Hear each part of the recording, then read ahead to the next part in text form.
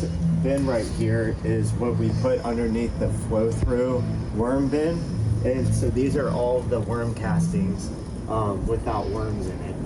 And what we are gonna do is mix them after I have the biochar. Instead of making the worm tea, I can mix it with these, and I usually let it sit in there for like a week or so those microbacteria can go into their new home in the biochar. A good benefit of the worm tea is that you can spray it on plants so it gets on their foliage. So that's why I like doing the tea. It makes these microbacteria aerobic, so they multiply more, and then there's a lot more benefits of the tea, in my opinion. Just even being able to spray it on, it makes like a waxy coat on top of the foliage, so it makes it harder for pests to get to the leaves. But regardless, and also obviously it's more applicable, so you could spray it more, and I think the efficacy is a lot better as well. But I do love the stuff that makes it all happen is the worm castings itself. So worms, they can eat their body weight every day, and soil that they haven't eaten and then they've made into castings or pooped out, you can look at it in a microscope. There's actually up to 20 times more microbacteria in the soil after they've eaten it.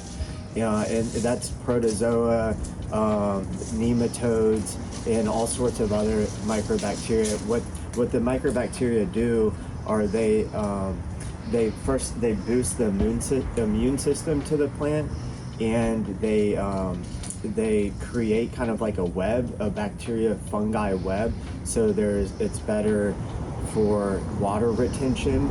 So you're making the plant healthier, you're making the soil able to hold more water, which is always a good thing. You're using less water, obviously, and there's also traces of minerals that they free up. And I wouldn't use it per se as a complete substitute for nitrogen, phosphate, or phosphorus, which are the main three that you see in a store NPK. I always do other little tricks for that, but as far as just a total package, almost like a Swiss Army knife of something for your plant, the worm castings are the way to go. So by adding that biochar like we're doing, we're essentially making this great resource last for 2,000 years. All right, so what I mentioned with the compost, the vermicompost, the worm castings, with the biochar, this is another way we can do it, is we mix the biochar when the biochar is finished. So you could see this is that biochar.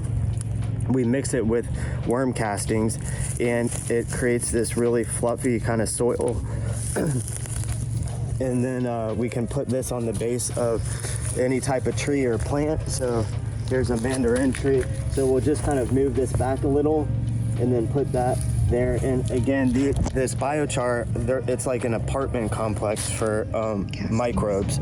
So the microbes from the worm castings will live in this, and this can last up to 2,000 years. So it's a durable apartment complex for all of our microbacteria. So this will essentially be a permanent living fertilizer around our trees.